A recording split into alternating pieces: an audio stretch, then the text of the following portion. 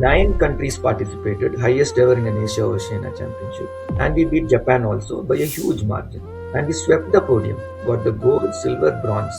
Just hearing this, I get goosebumps, and how I wish this gets more media, more attention, and more appreciation for the hard work that everybody has done. How does this 24-hour racing work?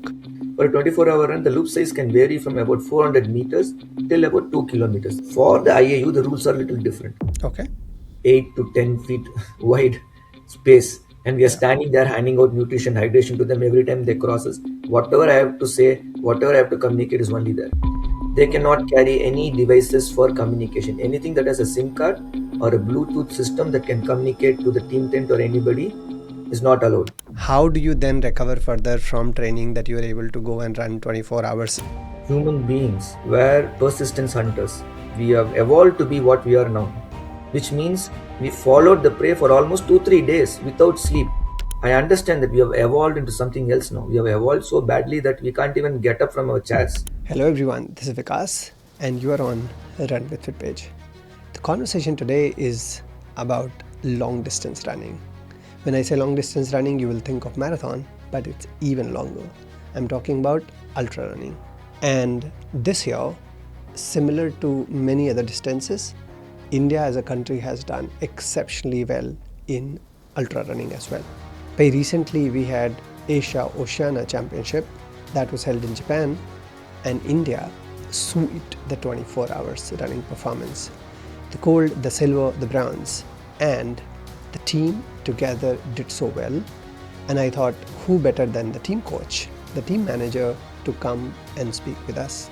Today, we'll be discussing with Santhosh Padmanabhan about his coaching journey, about his training journey, and how the team reached where it reached, what it took for us to be the champion that we are today, and what's in plan for future.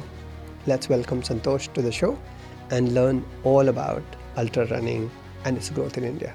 Santosh, welcome. Let's get a bit of background of who you are for people who might not know of you, because the longer the distance it becomes, the quieter it gets, and so it's important for us to put some context into the conversation that we'll be getting into today. So, tryst with long distance running started quite a while back. I got into long distance running mainly because I was trying to raise funds for a cause, and that has been the driving motivation even till today. 2004, I started training for my first marathon, and 2005 Jan, I did my first marathon. And the reason I did the marathon was to raise funds for an organization called Asha for Education, for the education of children from disadvantaged backgrounds in India. That's how I started back then. I was in the US. I'd gone as a student there, and I just graduated and I ran my first marathon then. And what was beautiful was not that I finished the marathon, was that I could raise close to $100,000 for a couple of initiatives in India Oh, nice. through that first year, and that sort of stuck with me. After that, every year I've been raising funds and doing marathons, and the love for long distance running grew. Even as a kid, I used to do middle distance, 800 meter, 1500 meters, and that love for running was always there. But one thing that left me always left with the thought that what if, what if, right? Was when I was in my 12th standard. I had a chance to represent my school in the All India CBSE schools meet, and my principal said that all this running and things won't help you. It's not going to make your career. You need to study. You need to apply for your 12th. You have to apply for IIT and JEE and all of that. And that's the comment he made. And after so many years, what happened was I came back to running and I let go of all that I had been doing earlier. So it happened that when I came back to my love for running in 2004 and raised funds, I started running more and more. At some point, I started reflecting on this corporate career. I'd by then become a computer engineer. I did my master's in computer engineering, and I was working as a VLSI CAD engineer, designing microprocessor chips for a company called AMD. And But then the love for running and giving back to society was was calling me. So I decided to move back to India. Gave myself 1 year's time to explore and figure out how I want to do this. So I went across the length and breadth of India. I visited and traveled across to various schools and initiatives working with the disadvantaged tribals, urban slum communities, and so on, all through the NGO that I was volunteering for called Asha for Education. What struck me was that there was so much emphasis on academics, scoring marks, and so on, but very little emphasis on what is physical education, how that can be learning, how movement, training, and physical effort is also learning, is also an important skill that every child should have. But I found resonance in the schools that were alternative schools, schools that were not mainstream, that were ready to explore, that believed that education should be seen differently, as experiential, as child led. And those kind of initiatives I started working with. And that is why I started creating running programs in these schools and initiatives to sort of make it part of the curriculum. And now we are working with so many more schools across many different backgrounds, tribal communities, rural communities, urban slum communities, and so on. I train them for 5Ks, 10Ks, half marathons. Um, all of this had to go on, but then I had to sustain it, and there had to be income. In 2008, I started the organization called Runners Eye, which started training people for a fee, so that I can create an income stream that can help me continue with the work with the schools and also sustain me. I quit my corporate career and I was no longer an engineer, I was only a running coach. So it's been a long journey. And through this, I've never stopped running. Every year, I keep doing ultras. After 2012, I stopped competing in any event. I don't wear a bib, except for a couple of events where I pace, for friends. Other than that, I just run so that I can raise funds and be happy. Nice. Pretty meaningful journey that you have had. I'm particularly interested in knowing more about your endeavor to get kids to be fitter. It is something that has to be embedded right at the start for them to have this habit for a long term.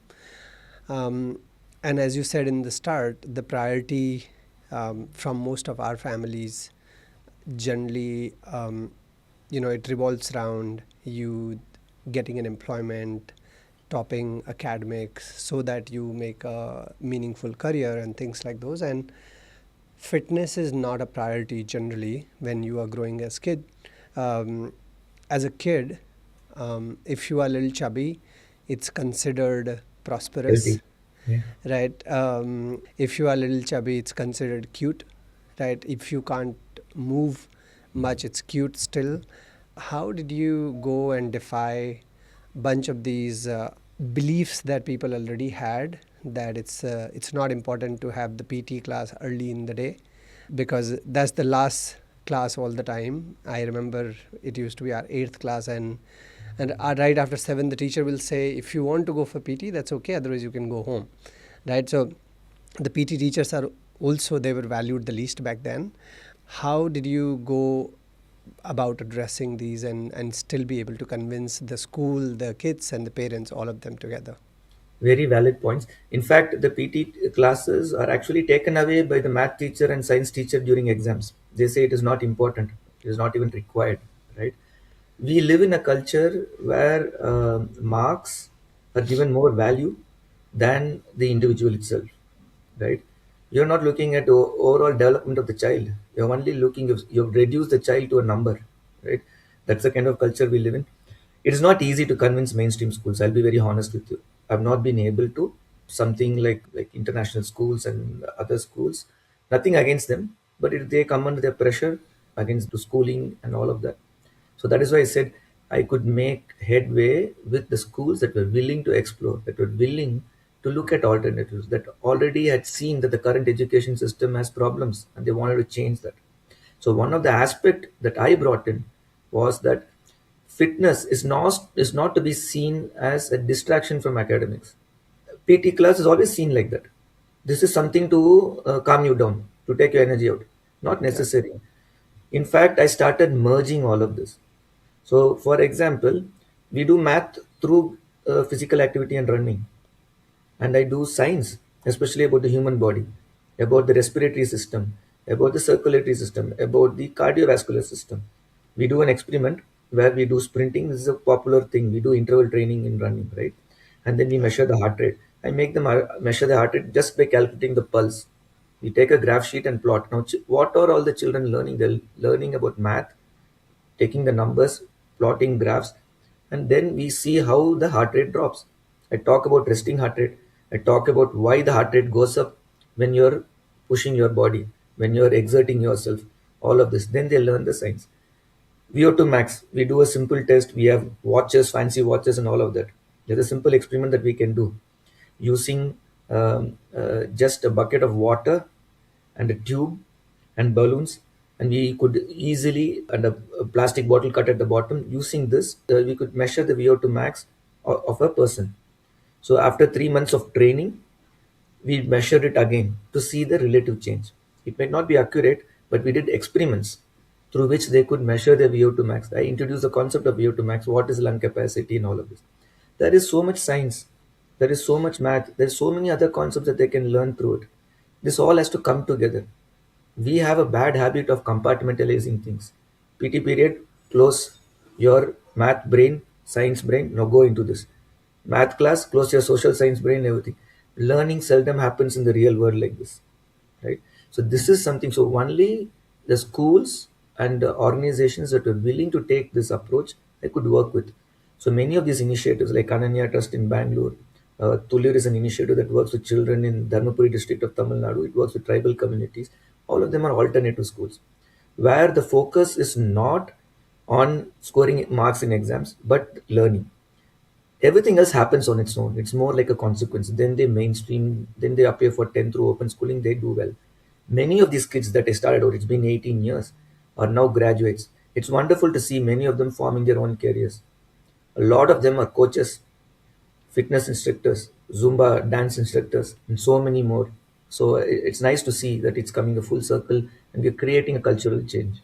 Nice, and great way to actually implement practical in math classes and everywhere else as well. And it's such a good way. I remember when earlier we would be taught physiology, or rather biology will be taught, and we'll find it very boring because you don't understand most of it. When you connect it through these practical experiences and for people to just make sense of what's happening to their body, as they go through these physical exercises, they can relate so much more. So I think fantastic. And it is possible that everything is not going to be gold standard accurate, but it doesn't have to be, right? At least they will learn something better than before. In fact, there should be mistakes. There should be mistakes because in the mistakes they learn. So they try to figure out what went wrong in our experiment and they try to figure that out. Also, they can see the change in their body. So when somebody is training, then the belief in training, wanting to go out. Otherwise, what happens? The PT sir is seen as some sort of a guy who's called in to discipline the children, and Yeah. then the children have to be punished by the PT sir. That was the concept everybody has. But here, when they see the change in their body, when they're interested, they're curious to learn. There is no need to go and wake them up for running in the morning. They wake up and they come, and that's what we have done in the schools. I don't go now. The older kids take responsibility. They do. I give them a training schedule. They implement. They do running drills, and I do send coaches. But they're slowly empowering the youth, the older ones, to take up. Many of the coaches are actually alumni of the schools, so they know and they've grown through that system. Nice. And since you've been doing it for a long time, you've seen how from students they've grown to become coaches, something that they believe in as well, similar to what you taught them early on. Now, the primary objective of our conversation today was for us to discuss the adult training, which we'll come to now, and maybe we'll keep another conversation for more detailed discussion on the children's education about physical training and things like those. But on one hand, you were teaching kids. On the other hand, you started having paid training programs for adults. And we have seen of late some very good successes in real long distance, ultra distance running particularly. Let's discuss a little more on how did you get into then coaching people in the ultra distances particularly, and then eventually we'll get to the recent results in the championship that we went through. While I was training people for a fee and all of that was going on, um, I and Arun Bharadwaj probably were the the first few who started doing ultras in India. I think you will be aware of Arun Bharadwaj, good friend of mine. So This was back in 2007, 2008, and I had done my first 24-hour run around that time frame. Then I came to India, started doing 24-hour runs. Our running community was growing. I was training people.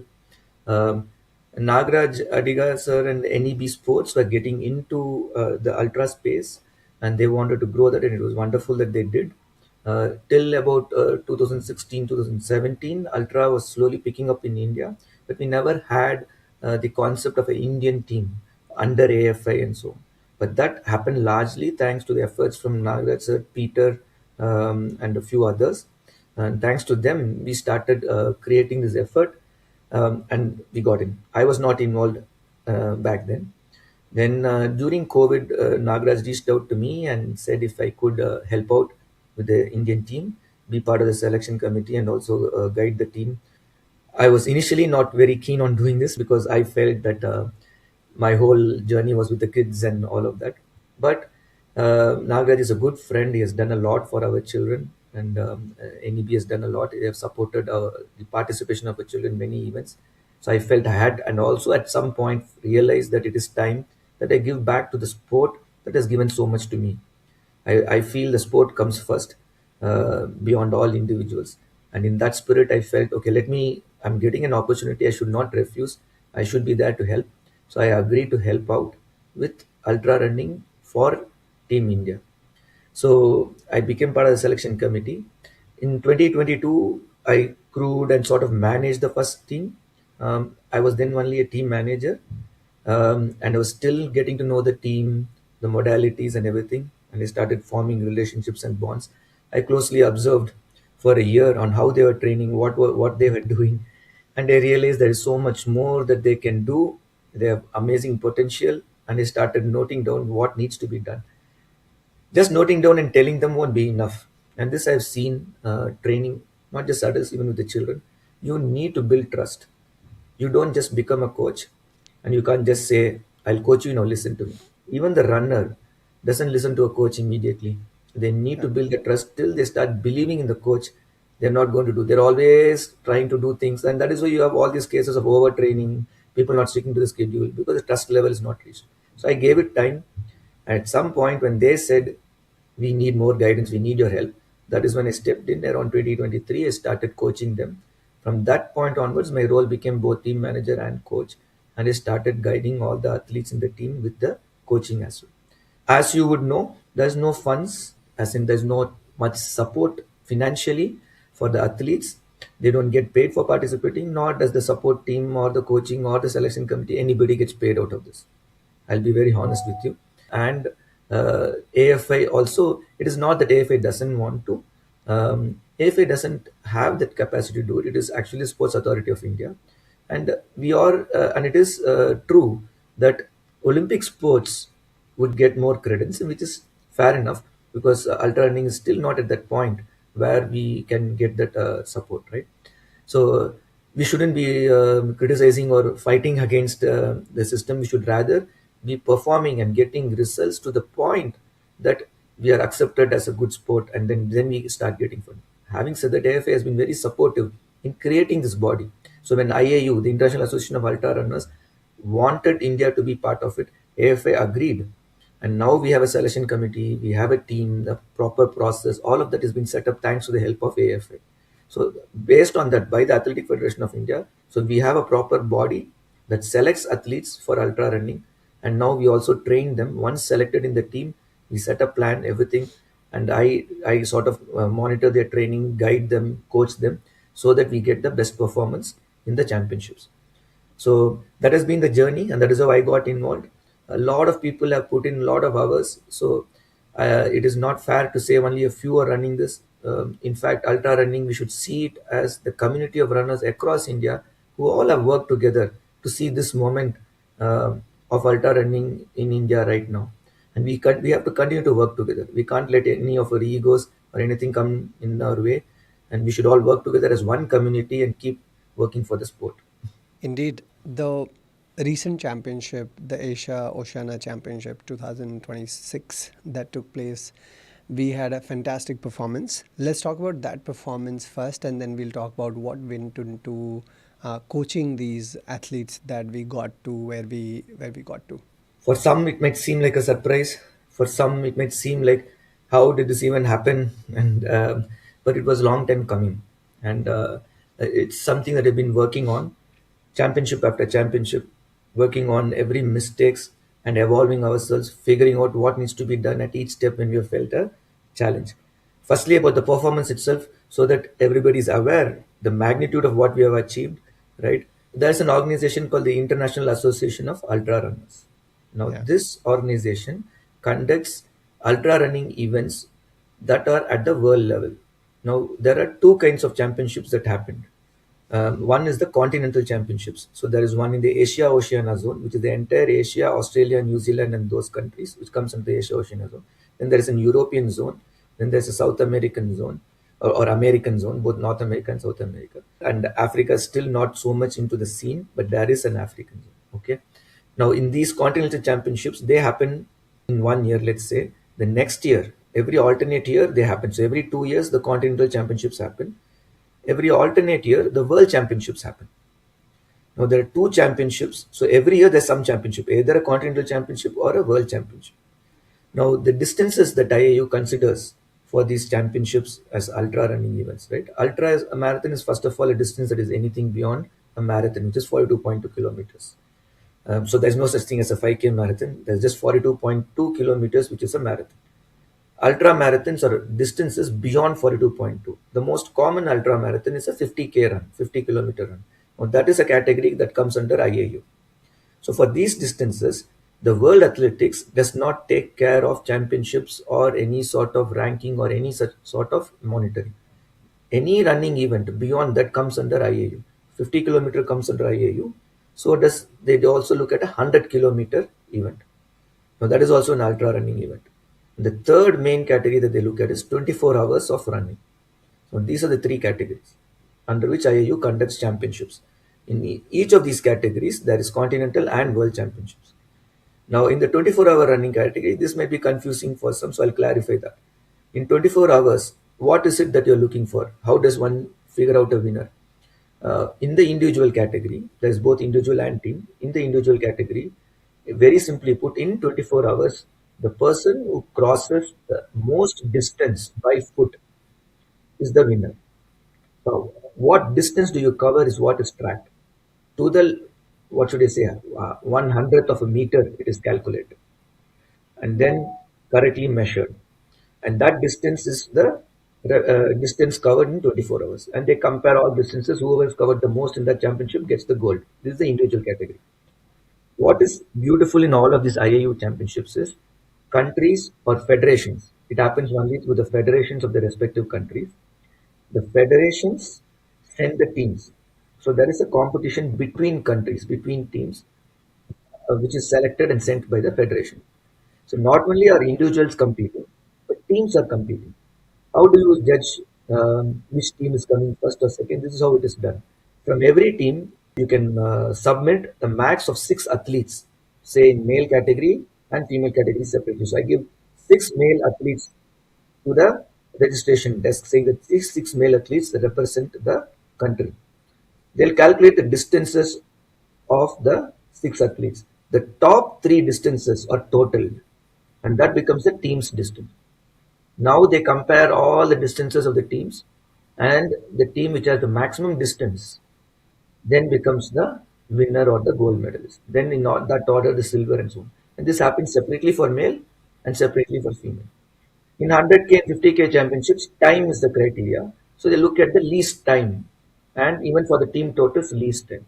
So even as a team, when you're competing, 6 male athletes are running. You never know who's going to be the top three, but you keep in mind that the top three totals will be considered, and we have to do well with the top three athletes because that will be considered for deciding the positions of the teams.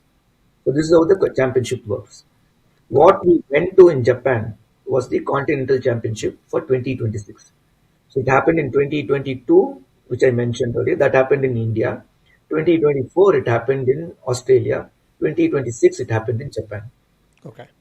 So this is the context of the championships. In terms of the results we got at this championship, shall I get into that now? Yeah. So 22 it was in India, 24 it was in Australia, and 26 just over a week ago it was in Japan.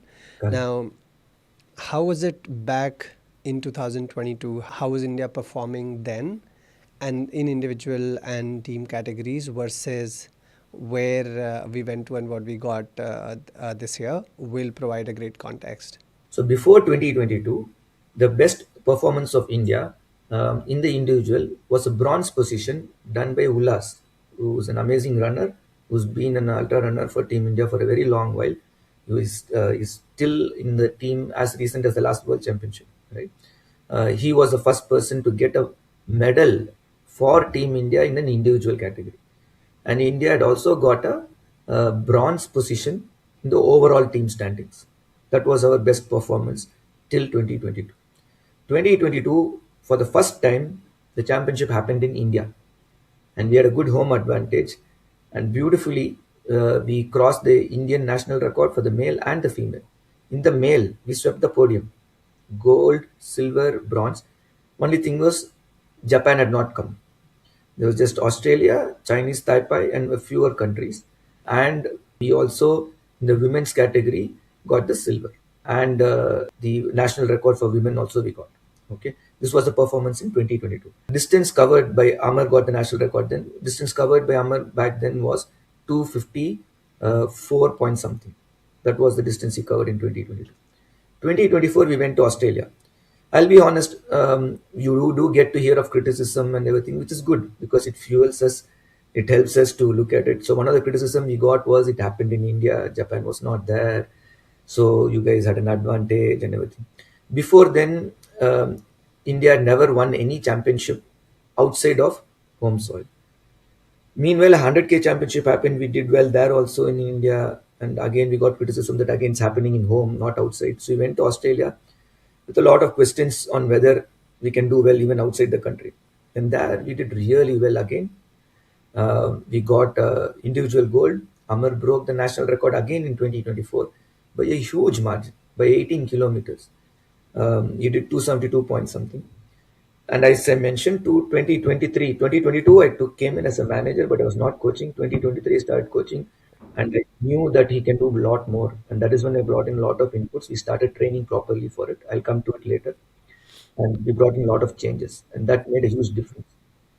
He broke the national record, and we also got the gold and the bronze, and we got the team championship gold, right? Still, there was a question on that. Well, Japan didn't come again.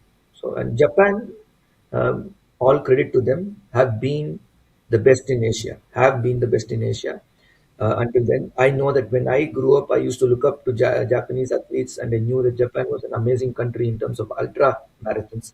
So when I started doing ultra marathons, I always read stories about them and about their training methods and so on.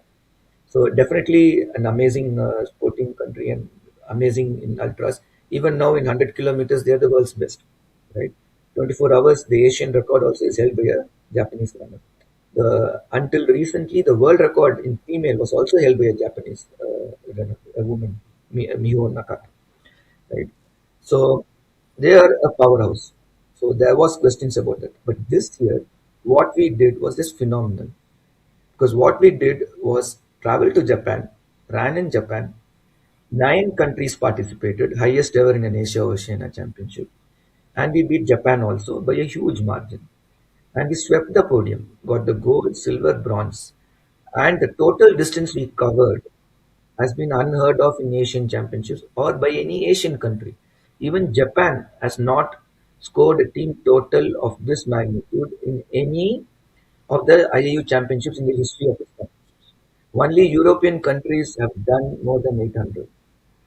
And we broke that and became the first Asian country to reach such a high distance, which means it was not just one individual star performance. The Yeah. entire team performed. The entire team did well. Everybody's performance just lifted up like crazy, right? Both in the men's and the women's. Two males crossed the previous national record. Two females crossed the previous national record for the females. 8 of them out of 11 athletes got their PBs. So it was a phenomenal achievement in terms of team performance, in terms of individual performance. It really has set the tone for bigger things in India for ultra running. Exceptional. I mean, just hearing this, I get goosebumps, and how I wish this gets more media, more attention, and more appreciation for the hard work that everybody has done. Now, let's still try to understand a bit more. How does this 24-hour racing work? It's not a marathon running. It's not a running where you are running for a couple of hours and that is all. You have to take care of multiple things. You will have different bio breaks. You'll need to eat. You'll need to rest, recover. How does a person plan something like this? So first of all, before we prepare for a championship, right, I'll give you an insight into how we prepare for the championship. Then you'll have Yeah. an idea of what it entails. We look at the weather conditions, where we're going to do the elevation profile. Usually, IAU championships are flat. These are all like stadium runs or flat runs. So the elevation is usually not a consideration. Altitude is. Some of them can be at higher altitude or at lower altitude. Sometimes we'll have to pay consideration to that. Weather does play a huge role. Where it is conducted, that's why it matters. And the other thing is the loop size does matter. The loop size can, for a 24-hour run, I'm focusing only on the 24-hour IAU championships. For a 24-hour run, the loop size can vary from about 400 meters till about 2 kilometers. They'll never have a loop beyond 2 kilometers for 24-hour championships. Okay. The rules state for IAU championship that the athlete representing the country, typically these runs are organized in partnership with an organizer who's probably has good experience organizing 24-hour runs, which is fair enough because you're Yeah. going to do an event of this stature. It should be someone who has experience organizing. So what they do is they would have organized an event every year. In that, they're going to include the international category. So there will be open participants also, people who pay a fee and register who are not competing in the IAU category, right? So uh, what happens is for the IAU, the rules are a little different. The open category guys, when they run, can take support from different multiple stations where they get and they can use and go. But in the team championship, Indian athletes have a separate Team India tent, and it is only at one point in the loop they can get their nutrition or communicate with the coach or the team only in that point. Okay. So it will be about a what should I say, about 8 to 10 feet wide space, and we are Yeah. standing there handing out nutrition, hydration to them every time they cross us. Whatever I have to say, whatever I have to communicate is only there. They Okay. cannot carry any devices for communication. Anything that has a SIM card or a Bluetooth system that can communicate to the team tent or anybody is not allowed. I cannot go on the track or anywhere in the middle and ask them do this, do that. I can't do that. It is against the rules. They can only get any support of food, nutrition, everything only here, right?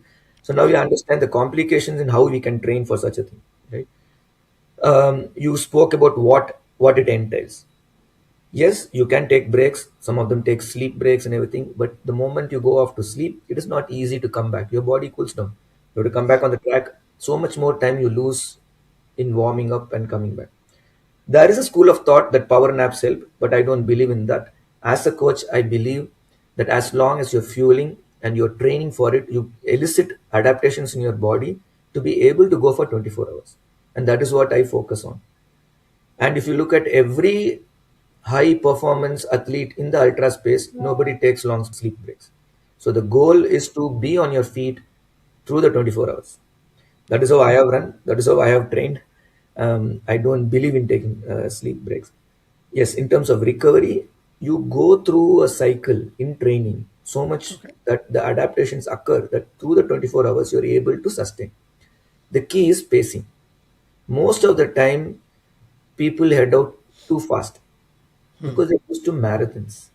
In Yeah. marathons, you're working close to your LT, Yeah. and you want to work close to your LT because you want to get your optimum performance. Fair. Yeah. I mean, it's good. That's what you should do, and that is the right thing to do, and that is where you get your best marathon times. For an ultra event, you cannot work close to LT. If you're working close to LT, lactate buildup is fast. You're Yeah. going to end up fatiguing, and it will hit you like rock. So you will have to run well below LT throughout. But then if I want best performance, I need to move their LT, their VO2 max high up so that their easy pace is at a very good pace, which is record breaking. and this is what we focus on, right? So contrary to what people expect, there is intensity training in ultras, right? And then there is a lot of volume. No matter what, you cannot ignore it. It is the bread and butter of endurance running. We will do a lot of volume, right? All this we have to prepare. Lubricants. If you are taking nutrition and hydration, now nutrition also, there's a nutrition itself, we can cover a 1 hour session on it. But the thing is, nutrition cannot be unidimensional.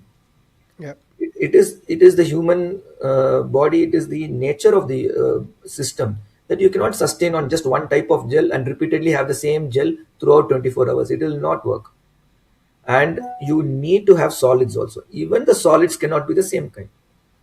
So what we do is we prepare in such a way that there is a mix. There is a change in taste, there is a change in texture, there is a change in solids versus semi-solids, liquid nutrition.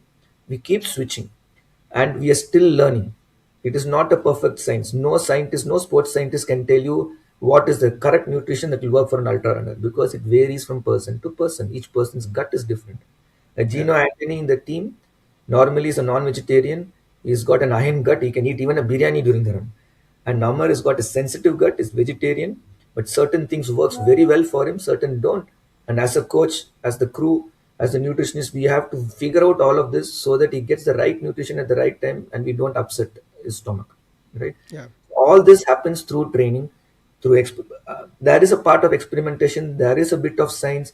When something goes wrong, we try to go back at all the logs and figure out what could have led to that situation, what went wrong, why it happened. We go into the details, try to fix it, and the next training run we have to do it again. And that is why I'm a firm believer that the crew should be there for every training run. I don't give the plan and say do your run, but many of the key runs, we go there physically, we stay there the entire duration. If they have a 12-hour run, the crew is there for the 12 hours, figuring out, noting down what they're going through, what is happening, and all of that. And not just through physical stuff, but even the mental aspects. One, you said when you're running for 24 hours, um, you combine various type of nutrition, hydration, and then you'll also plan your lube breaks, etc. You further said you cannot take longer breaks because, as you suggested, your body cools down, and then being able to get back up and also work with your motivation to restart, it's fairly hard. Now, but 24 hours is difficult, right? It's against the natural cycle of you falling asleep, sleeping, recovering, etc. Um, and if you mimic it in training, as you said, how do you then recover further from training that you are able to go and run 24 hours? Is it that the athletes they have a mindset that's different, or is it that the training makes them that way? What is natural to us and what is not natural to us, it's a debatable. Okay. If you have looked at the history of endurance running, human beings were persistence hunters. We have evolved to be what we are now, but we were hunters who did not hunt a prey by speed, by persistence, which means we followed the prey for almost 2 3 days without sleep. And when the prey got tired, we got hold of the prey. And that is how we used to hunt. So it means that there is an ability to do ultra endurance in us, and there is science to back this, right? So it is not that it is unnatural, but you need to elicit that kind of adaptation. I understand that we have evolved into something else now. We have evolved so badly that we can't even get up from our chairs, right? We have evolved into something that sits in front of a computer for 24 hours, right? But as you said, to get that adaptations to be able to run for 24 hours, we address it in training. But in training, I cannot make them do 24 hours and 24 hours. We'll break them, and that is Yeah. not the intent. So the training should be a balance. How much volume can I get without risking any injury, without risking anything that is too hard on them? And with any training stimulus, the benefit of training as an adaptation can be got only when you give sufficient recovery time. So when I do a heavy training run or a heavy training week, the following week is a good recovery week. And every week I'm trying to gauge how they're feeling, what they're doing, not just by numbers, by talking to them. How was their sleep? How are they feeling? What is their motivation level? What are they feeling mentally? How, and I look at the numbers also, and I look at their easy runs. Most people look at the only the intervals and say, oh, he's performing well. I look at the easy runs to see if Yeah. the heart rate correlation is good. How are they adapting? An easy run heart rate correlation in the beginning of the season versus in the middle of the season, you'll see a huge difference. You'll see that their easy run pace, the same pace, the heart rate will show a little lower levels, which means their body is adapting, right? So Yeah. I take a look at these things also. Recovery in that week, definitely after the peak training, when say a 10-hour run, 12-hour run, we give a sufficient recovery. We give 2-3 days off so that the body recovers. But I talk to them, and if they say no, I still feel sore, I still feel this thing, I give them more recovery. So it is not set in stone. There is a blueprint, but it is adaptable. It changes according to the person's need. But we do train with the goal, with the objective that we are not going to stop in the 24 hours. We are going to try to maximize our performance 24 hours. So in our peak, we do a 12-hour day run, and after a few weeks later, we do a 12-hour night run. So we try to run at different in the 24 hours, whatever phase we'll have to go through, we train through all those phases. Being fatigued and sleepless, being fresh in the morning, all of this we try to mimic in training.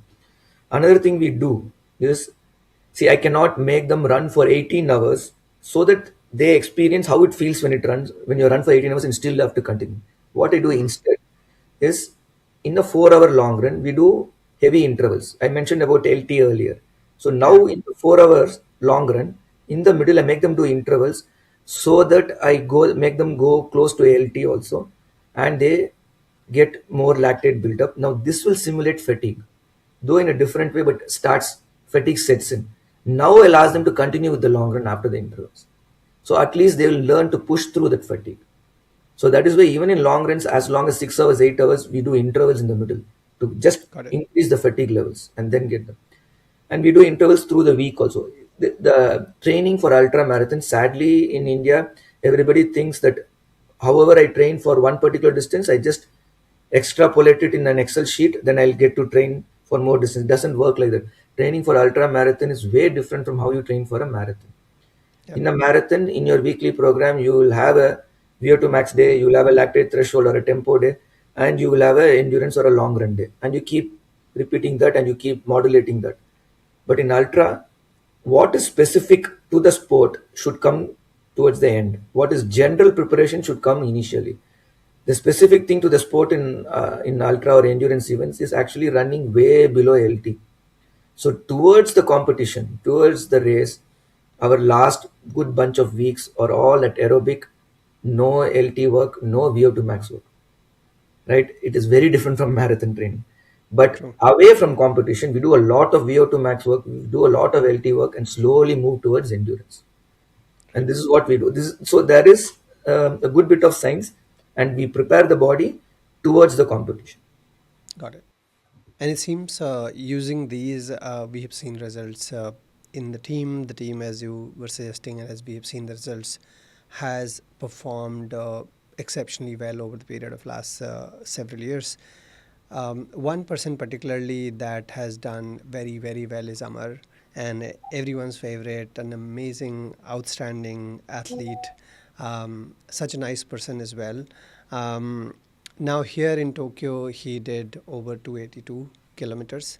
And when we talk about him, and we should talk about his training journey a bit as well, but where does his number, his 24 hours national record and performance stand against where other records are today? Okay, to put into context what Amar's performance is, he is right now in the League of Legends because in the all-time history of performances in 24-hour running, there have been only 11 people in the world who have done more distance than him in a 24-hour run. So he's done a performance. Now, when I say 11 persons, I'm being very specific in this. It is not 11 runs, but 11 persons. Because some of them, like Enos Karos from Greece, who's one of the legends of ultra running, has done distances beyond 285 plus multiple times. Yeah. But as individuals, there have been only 11 people who have done more than Amar, including the current world record holder, Sorokin. Okay. In terms of performance, is still in the top 20 of all time performances that he has done. He is just 2.5, approximately 2.5 kilometers short of the Asian record made in 2014 by a Japanese runner. In fact, this championship, our target was actually to go beyond 290 and cross the Asian record as well, to set a new Asian record. We were a little disappointed, but then it's good because now we'll have the hunger to go back again and do more, and that's what we will target, right? Amar is a beautiful, amazing individual, but he will agree with me.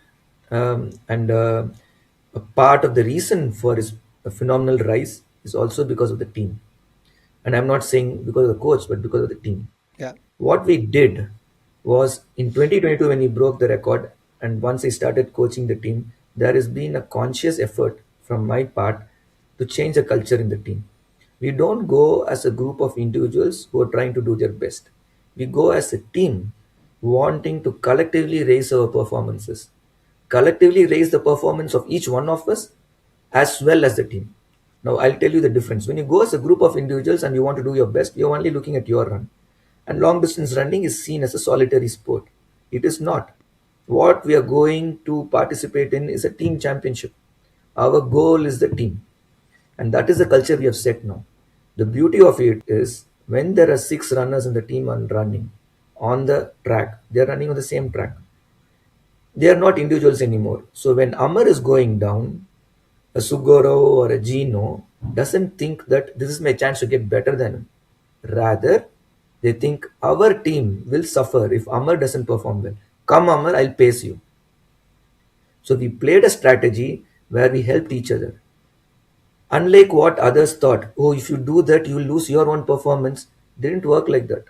We planned it in such a way, and I had prepared them mentally that I will ask you for 2 laps, go, pace that guy, get him out of his rut, right? Velu, for example, his race was not going well. He had a bad nail problem. His nail came off.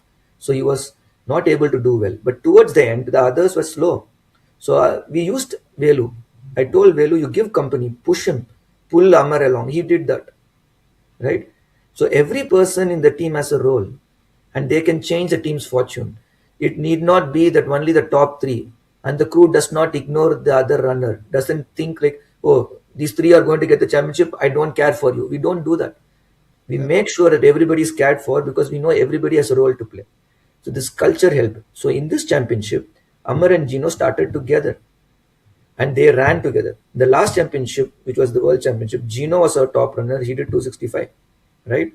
So each one of them have a role, and because of the culture in the team now, everybody's performance is increasing, and everybody is improving, and everybody don't see each other as competition. They know that the my fellow runner, my brother runs better. It's good for the team, and when I do that, he will definitely do that for me. And that also happened. Amar has pulled Gino along. In the last championship, Amar had a bad low phase, had to go out and then come back. But when he came back, he pushed the top contender Gino. So we trained together. We almost stayed together. We went to Udupi for a marathon. I traveled with them, and the team traveled together in the train and came back. The bonding has improved so much. We no longer see each other as individual competitors. We're not looking at just representing India. That was what it was earlier when people were happy just to wear the jersey and say, I ran for India. Now we are looking at winning and being together as a team. This has contributed in a huge part to Amar's success also. Not to take away from the talent and skill and what should I say, and the amazing person that Amar is. He is like is gifted truly, and we should. There is a lot more that Amar can do, and we won't stop here. I'm hoping that one day he'll be at the top of the world, and we'll all be discussing him again. But having said that, we should also recognize that all of this is because of the entire team.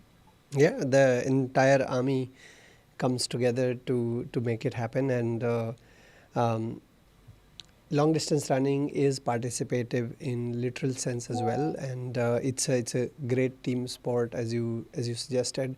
And I think when we look at performances, we also look at the mental resilience as well, right? And um, being in the team and getting their support is a lot similar to our value systems of being in the joint family, where we get support from everyone. Similarly, you get the support from the team members as well, and that goes in a long way, in my opinion, uh, to just get back up when you are giving up and you feel you cannot put another step, when your nail comes off and various other things happen. I remember speaking with Sorokin as well. As you said, he's the world champion, and one of the things he talked about was the teamwork, right? And I asked him, how will someone run at your pace for that long? He said it's not needed.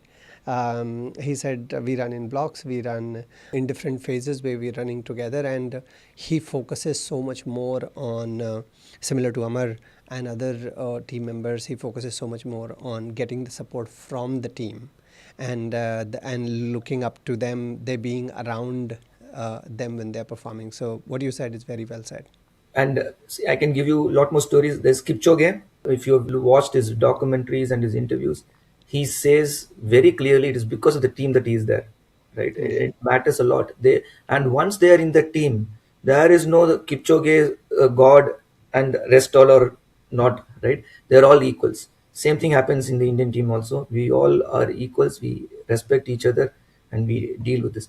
One more thing is that what I brought into the team was something that I was doing with the kids. So this all comes together. The way I built the Yeah, community in the schools or with others, the same principles that I got here. So the values that I have is what I got into the team, and there's no difference. for sure.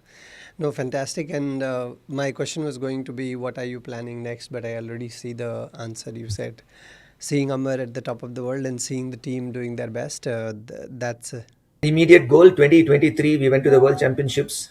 We were not very happy. 2025 at France, we went in with a lot of hopes. World Championship, though our standing in the world is steadily increasing, we are in the top 10 now from where we were, but it's not enough. So the next World Championship will be the target, and we have to not just be Asia's best anymore. We have to break into the top of the world. So that will be the next. for sure. Awesome. Good luck with it. And fantastic to chat today about how you have contributed, how team has contributed to this long distance running. And I hope and feel there is so much more that will be coming. As you said, 2026 is the year of athletics in the country. It's the year of running in the country. Almost every record is being broken, and but it's not happening today. It's happening because of the help, because of the resilience, because of the hard work from the coaches, the team, the federation, and everybody around it, from the armed forces, the kind of support we are getting, etc. And I think there are better days ahead, even, isn't it? Yes, we are all contributing to it. Every runner in the country, everybody who has wanted long distance running to get its due, are working towards it, and we will soon see a day where it is a mainstream sport. For sure.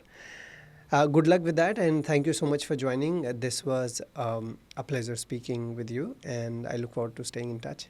Thanks, Vikas. It was really nice being part of this podcast. That was all. I hope you enjoyed as much as I enjoyed speaking with Santosh. I look forward to speaking with you next week again, and until then, keep running, and hopefully, some of you will take up ultra running as well. Bye bye.